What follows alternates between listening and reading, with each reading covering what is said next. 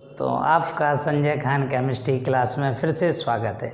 आज हम इलेक्ट्रोकेमिस्ट्री के पार्ट 11th में फैराडे के जो विद्युत अपघटन से संबंधित नियम थे उसके कुछ आंकिक प्रश्न करेंगे। तो सभी बच्चे इन आंकिक क्वेश्चनों को ध्यानपूर्वक देखिए और अपने घर पर करने की कोशिश कीजिए। यदि किसी भी स्टूडेंट को इन क्वेश्चनों करने में कोई भी दिक्कत, कोई भी परेशानी, कोई भी प्रॉब्लम आ रही हो तो हमें कमेंट बॉक्स में ज़रूर मैसेज करें। तो पहला क्वेश्चन आपके सामने है। क्वेश्चन है 3 एम्पियर विद्युत धारा 50 मिनट तक प्रवाहित करने पर 1.8 ग्राम धातु संग्रहित होती है। संग्रहित मीन्स का मतलब जमा, एकत्रित होती है। धातु का तुल्यांकी भार ज्ञात करो। देखें इसका सॉल्यूशन देखें, बहुत इजी है, बहुत आसान है। आप बिल्कुल ध्यानपूर्वक समझें। हमने आपको फैराडे के विद्युत अपघटन का प्रथम नियम बताया था। क्या था इसका फर्स्ट लॉ? ध्यान से देखें। फर्स्ट लॉ था, जब हम किसी विद्युत अपघट्ट के विलयन में विद्युत धारा प्रवाहित करते हैं तो इलेक्ट्रोड पर जो पदार्थ होता है उसकी मात्रा क्या हो जाती है? जमा हो जाती है। जो गैस होती है वो इलेक्ट्रोड से निकल जाती है। यानी जमा की गई पदार्थ की मात्रा या निकली हुई पदार्थ की मात्रा विद्युत अपघट्ट में प्रवाहित आवेश की मात्रा की कैसी होती है? समानुपाती होती है। देखना, ये मान लो विद्युत अपघट्ट का विलयन है, इसमें ये इलेक्ट्रोड है, 2 इलेक्ट्रोड होंगे,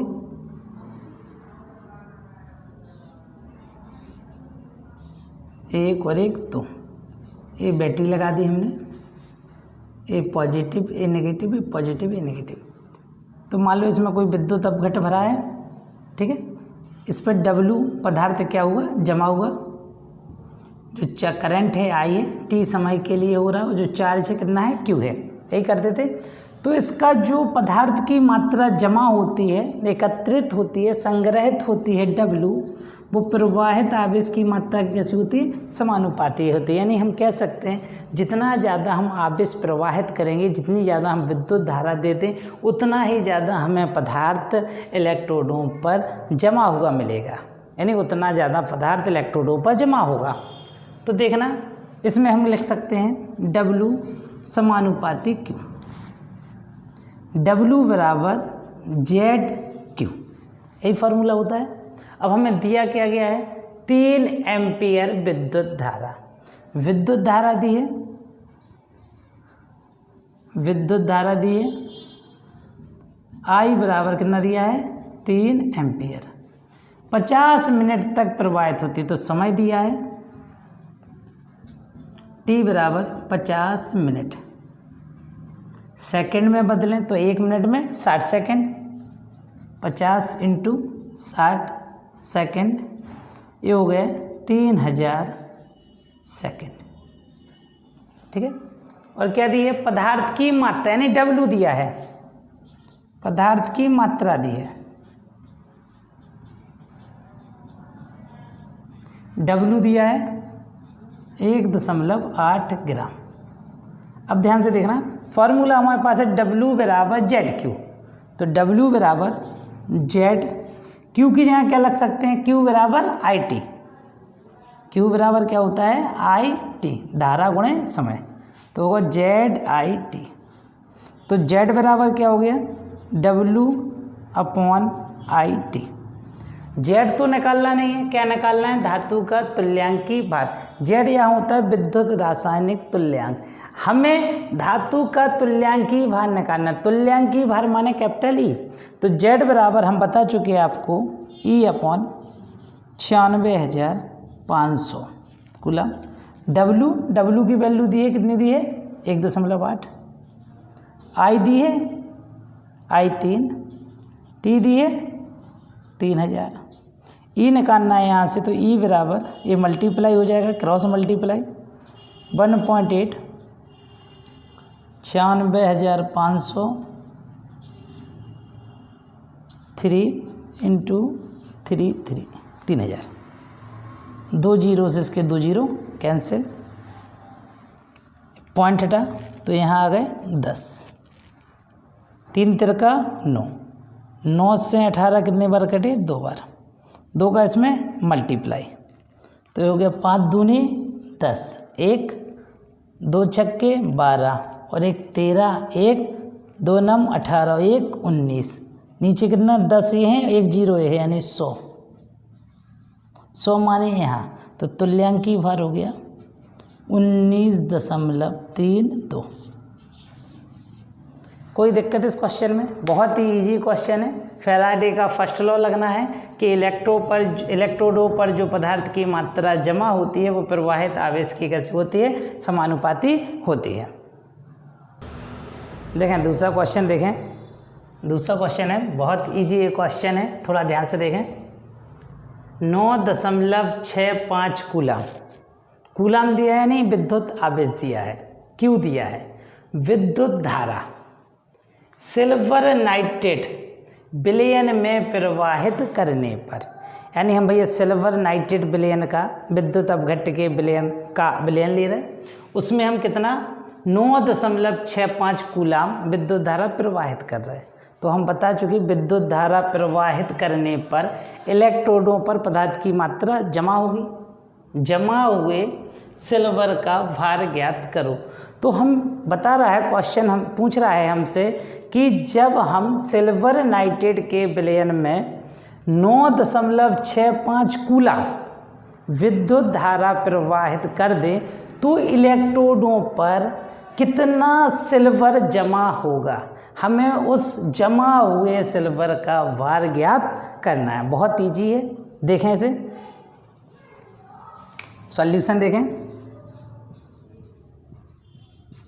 गिवन है विद्युत आवेश दिया है, विद्युत आवेश दिया है, जो दिया है पहले उसे लिखें। कितना दिया है? Q 9.65 कूलम सिल्वर नाइट्रेट विलयन। ठीक है भैया, विलयन का है सिल्वर नाइट्रेट का है।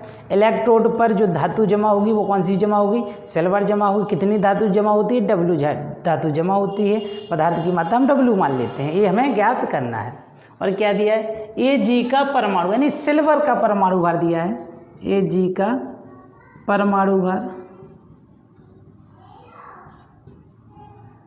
बराबर 108। ये इसके किसके? तुल्यांकी भार के बराबर होगा। तुल्यांकी भार E Ag बराबर कितना होगा? 108। अब ध्यान से देखना, फैराडे ने प्रथम नियम में क्या कहा था कि इलेक्ट्रोडों पर जो पदार्थ जमा होता है यानी W, मान लो सिल्वर का भार कितना है? W, यहाँ लिख लो WAg, यानी सिल्वर का वेट कितना है?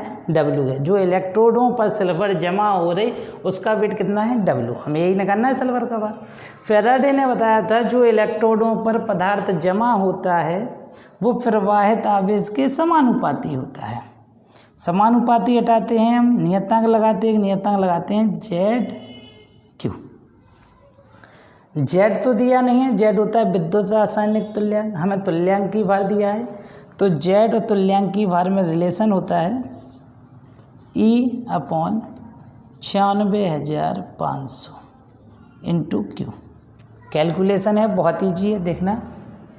E ले लो Ag यानी सिल्वर का तुल्यांकी भार, तो यहाँ देखना WAg सिल्वर का भार बराबर EAg सिल्वर का तुल्यांकी भार कितना है? 108, 108, 96,500 और ये 9.65।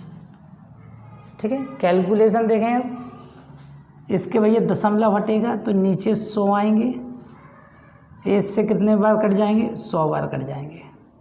100 और 100 यानी 10 की घाते -4, तो WAg बराबर हो गया 108 गुणा 10 की घाते -4। 2 अंक यहाँ किसका है? तो WAg बराबर हो गया 1.08 इंटू 10 की पावर -2 ग्राम। इजी था एक क्वेश्चन, सिंपल क्वेश्चन था। तीसरा क्वेश्चन देखें, ये थोड़ा सा क्वेश्चन रिएक्शन के बेस में है।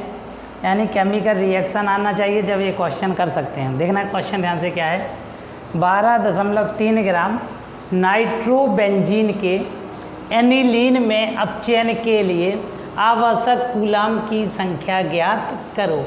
यानी नाइट्रोबेंजीन से एनिलीन में अपचयन हो रहा है, नाइट्रोबेंजीन का एनिलीन में अपचयन हो रहा है, तो उस अपचयन होने में जितने कूलाम आवेश की आवश्यकता हो रही वो हमें ज्ञात करना हो। कितने ग्राम नाइट्रोबेंजीन? 12.3 ग्राम। तो सबसे पहले इसकी केमिकल रिएक्शन देखें क्या है। नाइट्रोबेंजीन का अपचयन हो रहा है, नाइट्रोबेंजीन का अपचयन हो रहा है किसमें? एनिलीन में। नाइट्रोबेंजीन का फॉर्मूला C6H5NO2, ठीक है।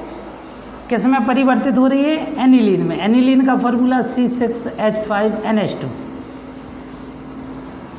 इसकी केमिकल रिएक्शन देखें कि नाइट्रोबेंजीन से एनिलीन में अपचयन कैसा होता है। तो C6H5NO2 नाइट्रोबेंजीन अपचयन करना है तो हाइड्रोजन का योग होगा। कौन से हाइड्रोजन? नवजात हाइड्रोजन। क्या हुआ? C6H5, इसके 2 हाइड्रोजन NH2, ये बना C6H5NH2। N चलेगा, इसके 2 हाइड्रोजन, इसके 4 हाइड्रोजन 2 ऑक्सीजन, क्या बनाएंगे? 2H2O।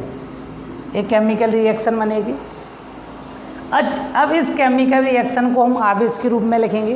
तो देखना, क्योंकि आवेश ज्ञात करना है तो इस रिएक्शन को हम किसके रूप में लिखेंगे? आवेश के। तो यहाँ देखना सॉल्यूशन में आवेश के रूप में लिखें C6H5NO2। कितने हैं इलेक्ट्रॉन?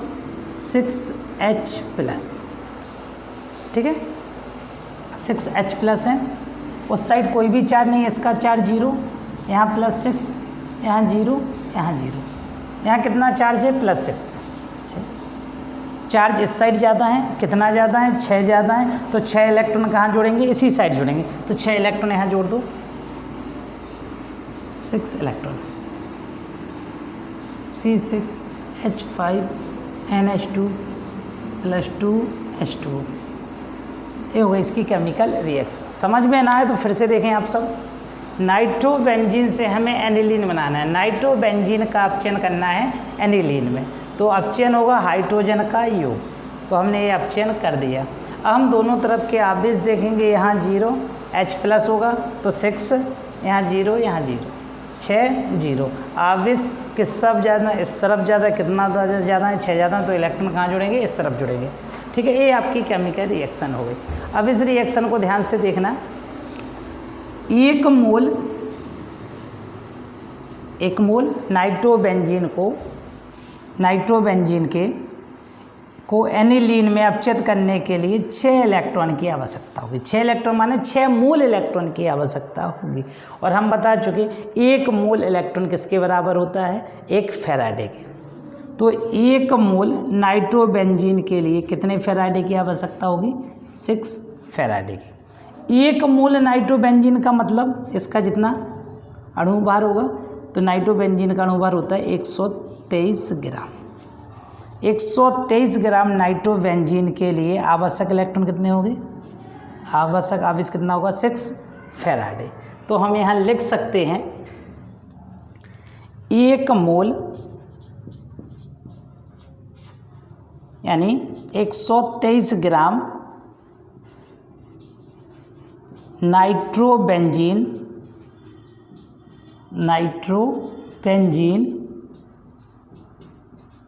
123 ग्राम है नाइट्रोबेंजीन। 123 ग्राम नाइट्रोबेंजीन के लिए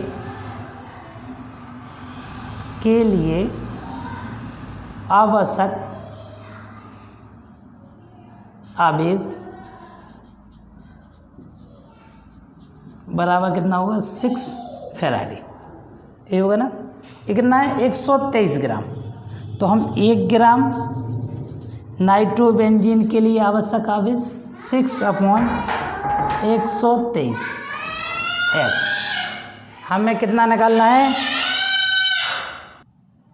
1 ग्राम के लिए निकाला है आवश्यक आवेश। हमें कितने के लिए निकालना है? 12.3 ग्राम। 12.3 ग्राम नाइट्रोबेंजीन के लिए आवश्यक आवेश 123 12.3 इंटू एफ का मतलब 96,500 कूलम। कैलकुलेशन देखें इसकी सिंपल है। 12.3 ये कितने बार कटे? 10 बार कटे, तो होगा 6/10 इंटू 96,500। एक जीरो से एक जीरो कट गया। 6 का मल्टीप्लाई कर दो, 0 6 पंचे 30 0 3 6 6 36 और 3 39 3 6 नारे 54 और 3 57 कूलम। सिंपल था। इस सवाल को करने के लिए हमें नाइट्रोबेंजीन से एनिलीन वाली रिएक्शन आनी चाहिए। यदि हमें केमिकल रिएक्शन आती है उसमें हम चार्ज देखेंगे और चार्ज जिस तरफ ज़्यादा होते हैं उसी तरफ हम इलेक्ट्रॉन जोड़ते हैं। सिंपल है। देखें 3 क्वेश्चन हमने करा दिए हैं, चौथा क्वेश्चन और 5वां क्वेश्चन आपको अपने घरों पर करना है। जिस भी विद्यार्थी को इन क्वेश्चनों को करने में कोई दिक्कत आती है, कोई प्रॉब्लम आती है तो हमें कमेंट्स बॉक्स में ज़रूर लिखें। एक बार हम क्वेश्चन पढ़ दे रहे हैं। चौथा क्वेश्चन है 5 एम्पियर की विद्युत धारा के साथ 2 मोल Fe3+ को Fe2+ में अपचयित करने के लिए कितने घंटों की आवश्यकता होगी? इसमें हमें समय निकालना है। 5वां क्वेश्चन है 2 एम्पियर विद्युत धारा 20 सेकंड तक प्रवाहित करने पर 0.965 ग्राम धातु जमा होती है। धातु का तुल्यांकी भार ज्ञात करो।